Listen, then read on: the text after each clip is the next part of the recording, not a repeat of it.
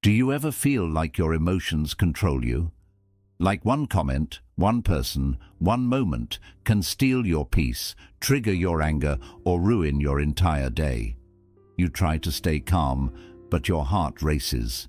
You tell yourself to walk away, but your pride speaks louder.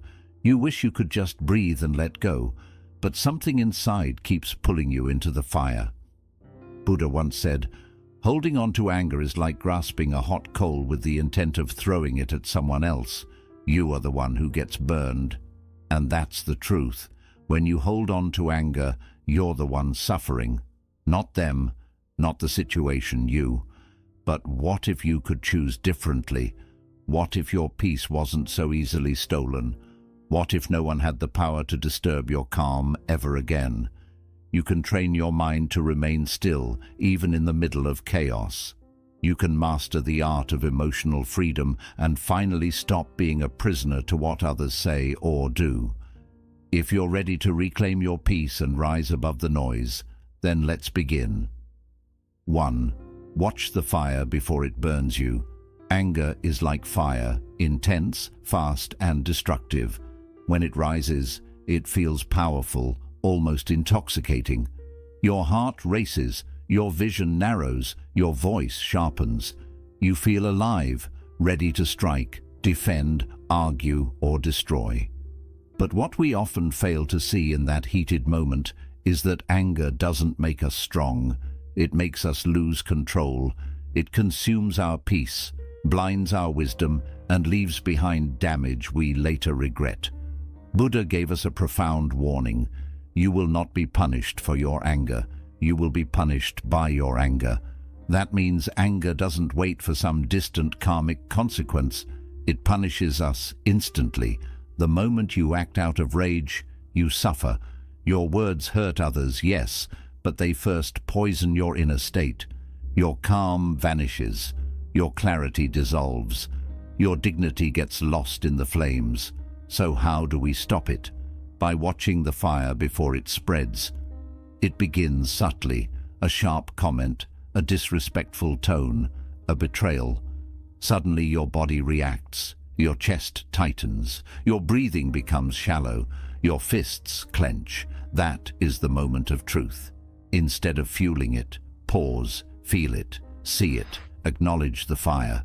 Say to yourself, here comes the fire. Now step back, don't speak, don't react, just breathe. Let your awareness cool the heat. Inhale deeply, exhale slowly, reclaim your center. In Buddhist practice, this is called mindfulness, the sacred pause between stimulus and response. And in that pause, you reclaim your freedom, because fire needs fuel to grow, and if you stop feeding it through your words, your ego, your retaliation, it dies. You become the observer, not the prisoner. You rise above, not burn within. And that is real strength. Not the strength to shout louder, argue harder, or strike faster, but the strength to remain calm in the fire and walk out untouched. Let them rage, let them provoke. You don't have to lose yourself to prove yourself. You are not the fire, you are the stillness behind it. 2. The mirror principle. Nothing is personal. One of the greatest delusions we suffer from is the belief that other people's words and actions are about us. When someone criticizes you, ignores you, insults you, or lashes out, it feels personal. It feels like a direct attack on your worth, your identity, your dignity. But Buddhism teaches something radically freeing. Nothing is personal. Every action, every word, every insult someone throws your way is a reflection of their own inner world, their pain, their fears, their limitations, their conditioning. When someone speaks with anger, they are revealing what's inside of them, not who you are. It's called the mirror principle. People don't see you as you are. They see you through the lens of their own wounds, their own beliefs, their own stories. And so, when you are tempted to argue, defend, or take offense, pause and remember, this is not about me. That one realization can stop the storm. If someone spits venom at you and you don't swallow it, who gets poisoned? They do, not you. The moment you stop taking things personally, you stop giving people power over your peace. You stop allowing external noise to disturb your inner stillness. And here's the truth. People are always projecting. A kind person sees kindness. A jealous person sees threats. An insecure person sees competition. When you understand that, you no longer get dragged into battles that don't belong to you. You let others keep their projections. You walk away clean. So next time someone says something cruel, pause. Don't take the mirror personally. What they see is their reflection, not your truth. This is not weakness, it's wisdom. It's choosing peace over pride. And in that choice, you rise. 3. Return to the breath, return to peace. In moments of conflict, chaos, or emotional turmoil, our minds become scattered and reactive. We get pulled into the storm, into what they said, what they did, what we think should have happened. We lose our footing. We lose our clarity. And most importantly, we lose our center. Buddhism offers a profound and simple truth. Your breath is your anchor. Your breath is your home. And every time life tries to pull you out of yourself, you can return through the breath. When anger rises, your breath shortens. When fear takes over, your breath becomes erratic. When you feel offended or insulted, your body tenses and your breath becomes tight. That's no coincidence. Your breath is the first thing that reflects your inner state, but it is also the first tool you can use to change it. The Buddha taught that awareness of breath, called anapanasati, is the beginning of liberation. Why? Because the breath exists only in the present moment. You can't breathe in the past. You can't breathe in the future. Breath brings you here, now. And when you are fully here, the past has no grip, and the future holds no fear. So next time you're about to react, pause. Before you speak, before you argue, before you let that emotion explode, close your eyes and take a slow, deep breath. Feel the air enter your body, feel it leave. Do this 3 times. That's all, just 3 conscious breaths. In that space, something shifts. The storm weakens. The urge to react fades. You remember who you are beyond this moment. You remember your power not to control others, but to control yourself. This isn't spiritual fluff, it's neuroscience. Deep, intentional breathing activates the parasympathetic nervous system. It slows your heart rate, calms your brain, and grounds your thoughts. It turns your reaction into reflection, your emotion into wisdom. Make this a daily practice, not just in crisis, but in everyday moments. When you wake up, breathe consciously. When you eat, breathe slowly. When you listen to someone, stay with your breath. The more you return to it, the stronger your center becomes. Because peace is not something you find outside. It's something you return to again and again through your breath. The world will always try to pull you out of yourself. People will challenge you. Situations will trigger you. But as long as you can return to your breath, you can return to peace. You don't need to control the storm. You just need to control where you stand within it. 4. Understand the cause, and you'll end the effect. Everything in life has a root. A flower does not bloom without a seed. A fire does not start without a spark. And anger, frustration, and offense do not arise without a cause. The Buddha taught that if you can understand the cause of your suffering, you can free yourself from its effects. This is the heart of wisdom. When someone offends you, it's natural to react. You feel disrespected. You feel wronged. But instead of going to war with the words, ask a deeper question. What is behind this behavior? Most of the time, people don't hurt you because they're evil. They hurt you because they're hurting. What appears as aggression is often pain in disguise. What seems like pride is often insecurity looking for protection. What looks like coldness may simply be the fear of vulnerability. Buddhism encourages us not to react to symptoms, but to see the root cause. When someone lashes out at you, you have two choices. You can fight the surface, or you can understand the depth. If you fight the surface, you'll only increase the suffering for them and for yourself. But if you look deeper, if you pause and ask, why might they be acting this way? You activate a deeper awareness, one that turns judgment into compassion. This does not mean you excuse bad behavior. It means you stop taking it personally. And when you stop taking it personally, you stop suffering unnecessarily. When a dog barks, you don't bark back. When thunder roars, you don't yell at the sky. You understand the nature of what's happening. You let it pass. In the same way, when someone speaks harshly, look past the sound, look past the tone, look into their condition. Is this person stressed? Are they projecting something from their past? Are they reacting from fear, loss, or pressure? When you understand that every action has a cause, you stop reacting emotionally and start responding intelligently. Buddhism calls this right understanding. It's one of the foundational steps on the path to liberation. Without it, we stay trapped in cycles, arguing, defending, being offended over and over again. But with right understanding, those cycles break. You realize, this is not about me. This is not a battle. This is suffering looking for expression. And once you see suffering for what it is, something powerful happens. You no longer want to add to it. You become calm. You become kind. Not because you're weak, but because you're wise. You choose to be the one who breaks the chain of reaction. You choose not to be another link in the chain of pain.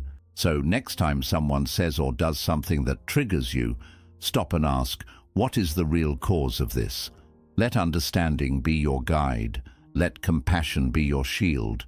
Because when you understand the cause, you stop being affected by the noise. You see clearly, you respond calmly, and you stay free. 5. Stop trying to win, and you'll never lose. Most of us grow up in a world that teaches us to win the argument, win the debate, win people over, win respect, win revenge. We carry this mindset into every interaction as if life is a battlefield and every disagreement is a competition that determines our worth. But the Buddha taught something profoundly different. He said, victory breeds hatred. The defeated live in pain. The peaceful live happily, having renounced both victory and defeat. Let that sink in. Real peace doesn't come from winning. It comes from stepping away from the need to win at all. Every time you argue to prove a point, every time you get offended because someone challenged you, every time you raise your voice, not to be understood, but to dominate, you are not becoming stronger, you are becoming more attached. And attachment is the root of suffering. The ego wants to win because it thinks that being right equals being respected. That by proving someone wrong, you prove your value. That by silencing someone else, you become more powerful. But ask yourself, what do you really win when you win an argument? Do you feel lighter, more free, more joyful? Or do you feel tense, exhausted, and still misunderstood? The truth is, even when you win the fight, you lose the peace. Now imagine choosing a different path. Imagine listening without needing to respond, observing without needing to react, letting go of your need to be right, and instead choosing to be still. That stillness is strength. That silence is mastery. That restraint is what gives you back your power. You don't always need the last word.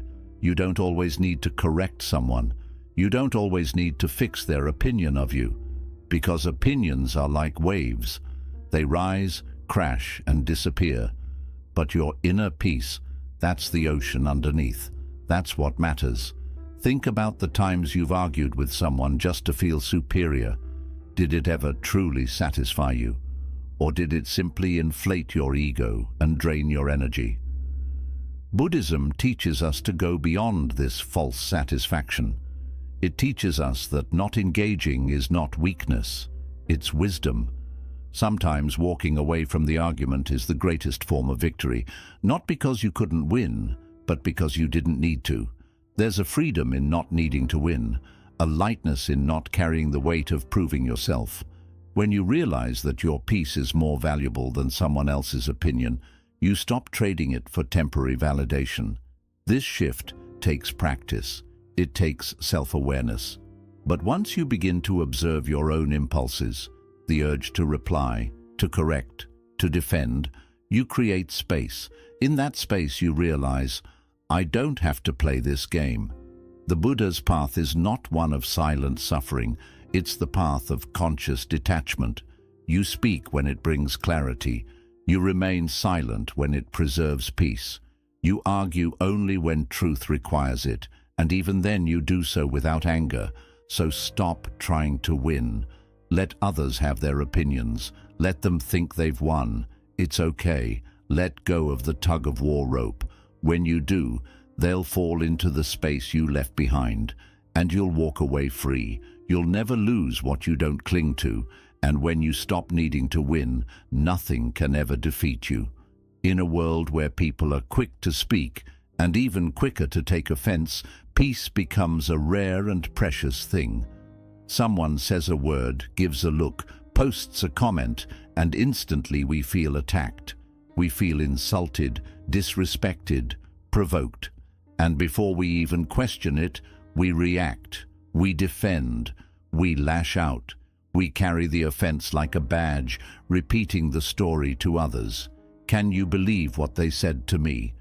But Buddhism asks a simple, radical question. What if you didn't take offense in the first place? What if offense wasn't something that happens to you, but something you silently agree to receive? The Buddha gave a powerful metaphor.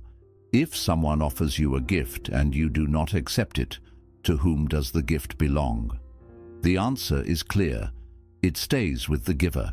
The same applies to insult, offense, or provocation.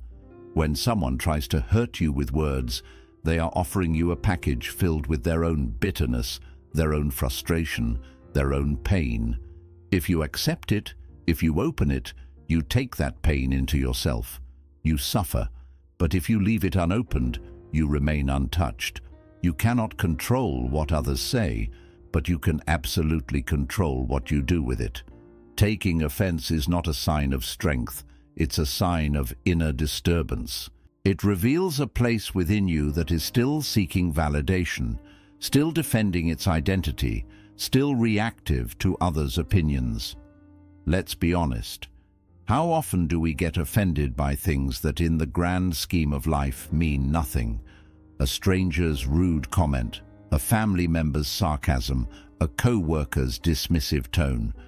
We let these tiny sparks burn holes in our peace. But here's the truth. Offense only lands where there is ego. If someone called you a word that has no meaning to you, say, a nonsense word, you wouldn't react.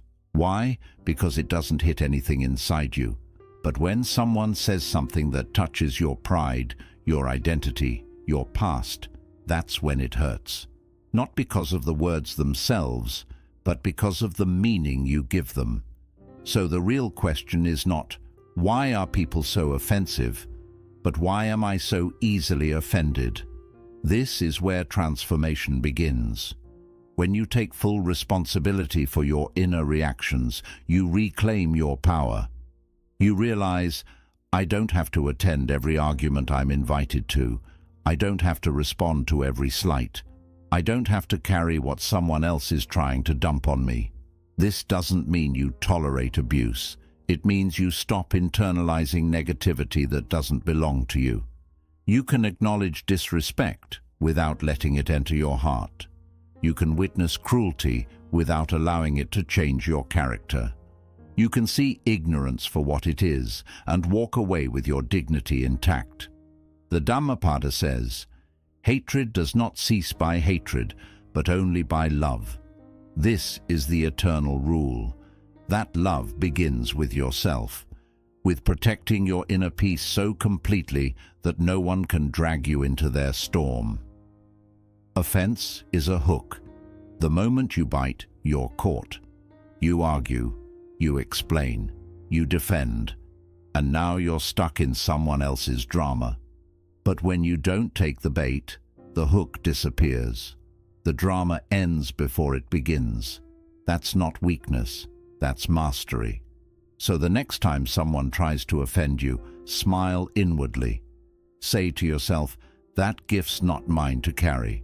Stay calm, stay grounded, stay above. Because the most powerful person in the room is not the loudest. It's the one who remains unmoved. 7. Practice noble silence. Speak only when it heals. In a noisy world, silence is often misunderstood. People think if you're silent, you're weak. If you don't speak up, you're surrendering. If you don't argue, you're losing. But Buddhism teaches the opposite. That silence, when chosen consciously, is one of the most powerful acts of self-mastery. There is a type of silence that comes from fear, the silence of suppression, of not knowing what to say, or being too afraid to speak. That is not what we are talking about here. The silence that transforms your life is noble silence. A silence rooted in awareness, in compassion, in power. A silence that says, I don't need to speak just to be heard. I don't need to argue just to feel important. I don't need to react because I have already risen above it. Noble silence is a practice taught by the Buddha himself. He didn't always respond to every question he was asked. He didn't entertain every debate. Sometimes he remained still, silent. And in that silence there was a clarity deeper than any argument could offer. Why? Because speech carries weight. Words are energy, and once spoken they cannot be taken back. They can either heal or harm, uplift or destroy, connect or divide. When you speak without mindfulness, you scatter your energy. You leak your power. You speak to defend the ego, not to express the soul. And in those moments, your words become weapons. But when you learn to speak with purpose, to speak only when your words are necessary, kind and true, then your speech becomes sacred. Before speaking, the Buddha advised asking 3 questions. Is it true? Is it necessary? Is it beneficial? If your words do not pass through all 3 gates, they are better left unspoken. Think about how often we speak out of impulse. We get angry and we react. We feel insulted and we retaliate. We feel anxious, so we fill the air with meaningless talk just to escape the discomfort of silence. But in that endless chatter, we lose ourselves. We lose presence. We lose depth. We drown in noise and forget the peace that only silence can bring.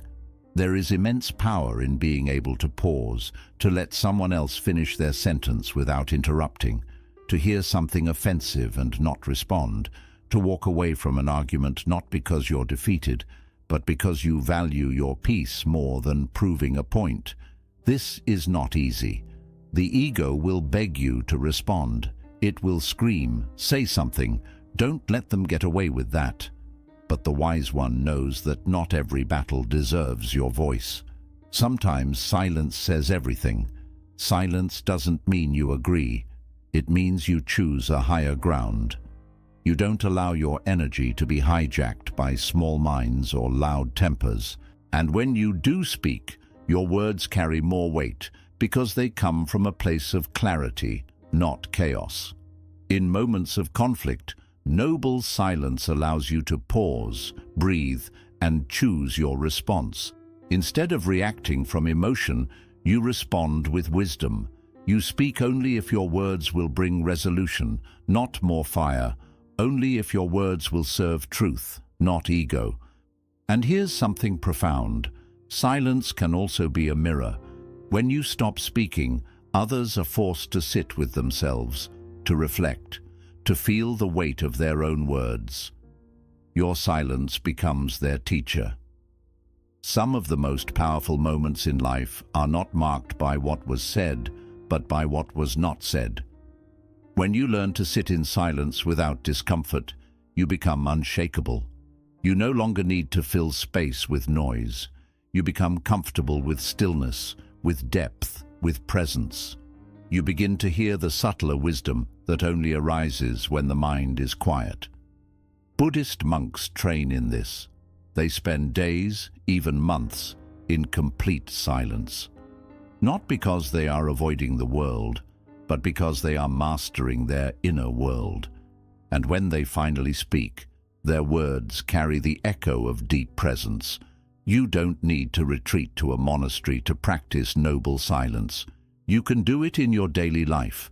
Before replying to a text, pause. Before reacting to a comment, breathe.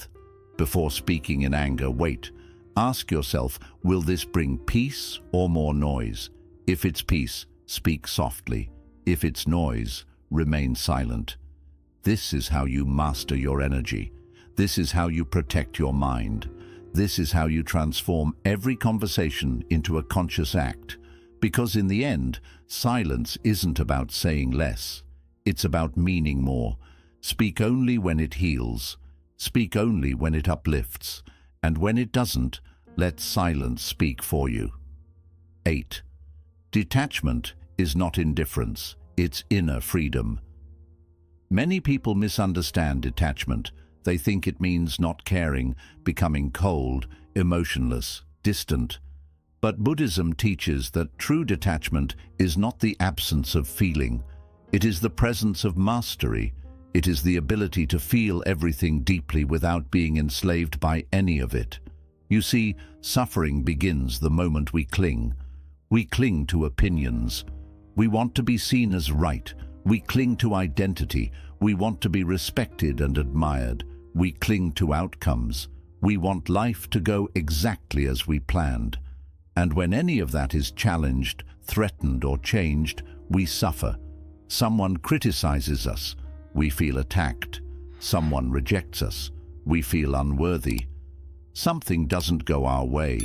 We feel anxious or angry because we're holding on too tightly to things we can't control. The Buddha compared this to holding a rope that's burning. The tighter you grip it, the more it burns your hands. But when you let go, you stop the pain. Detachment is letting go of the rope. It means you can engage with life fully, love people fully, do your best fully, without being owned by the results, without needing others to act a certain way in order for you to feel peace. Think about this.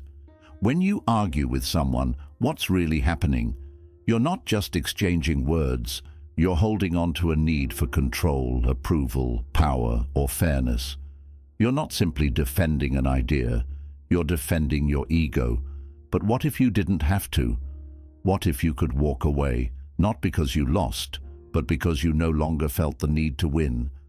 What if you could let others misunderstand you, not because you don't care, but because you've stopped depending on being understood to feel complete? That's the strength of detachment. Many people confuse detachment with indifference, but they're not the same. Indifference says, I don't care what happens. Detachment says, I care, but I'm not controlled by what happens. You still love. You still show up. You still try.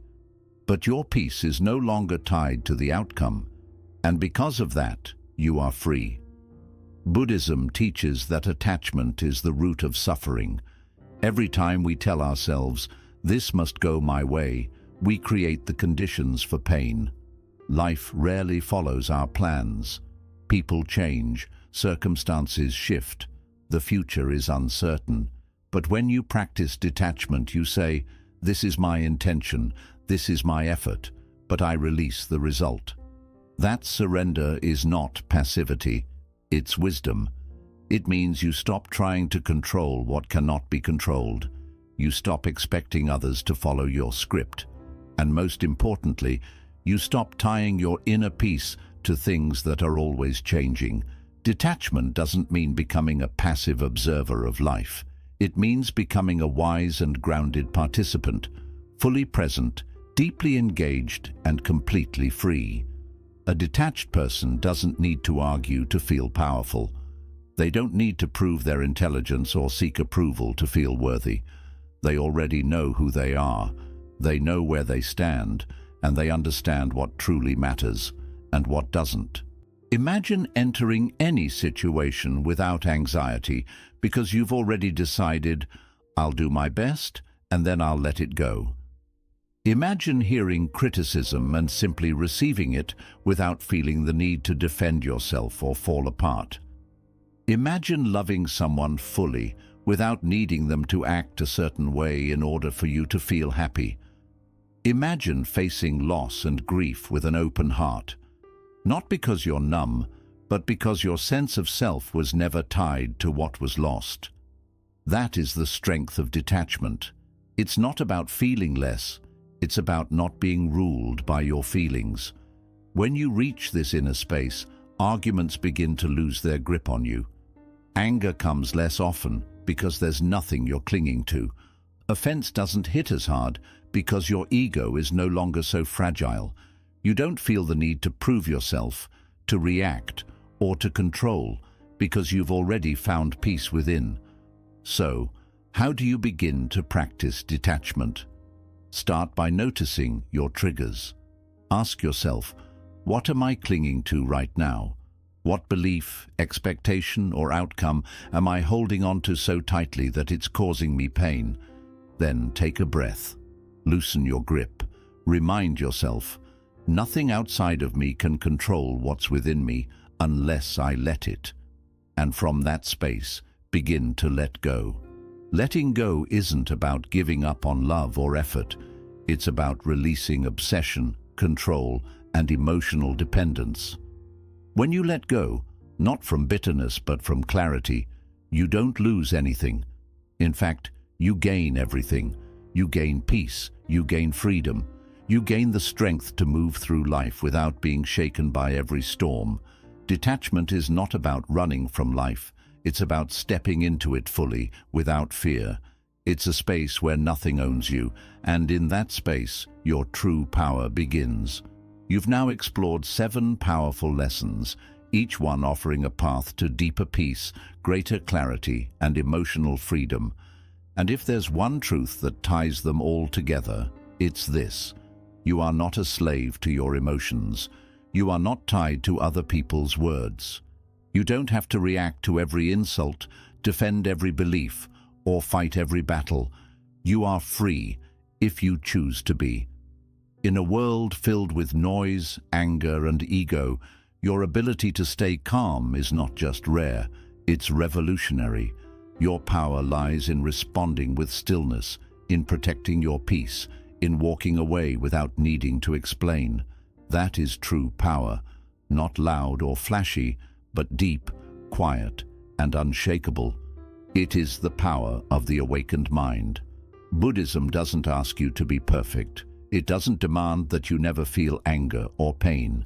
It simply reminds you that in every moment you have a choice: to react or to reflect, to argue or to observe. You always have a choice: to take offense or to stay free. Peace isn't something you stumble upon. It's something you build moment by moment, breath by breath, and choice by choice. So the next time life challenges you, when someone disrespects you, when the world tries to drag you into drama, into noise, into reaction, remember this: you are not here to win arguments. You are here to master yourself. You're not here to take everything personally. You're here to stay grounded in your truth. You're not here to absorb others' negativity. You're here to shine with such calm and clarity that nothing outside of you can shake it. Let this be your practice. Let this be your path, not just in moments of peace, but right in the middle of the storm, because that's where true peace is born.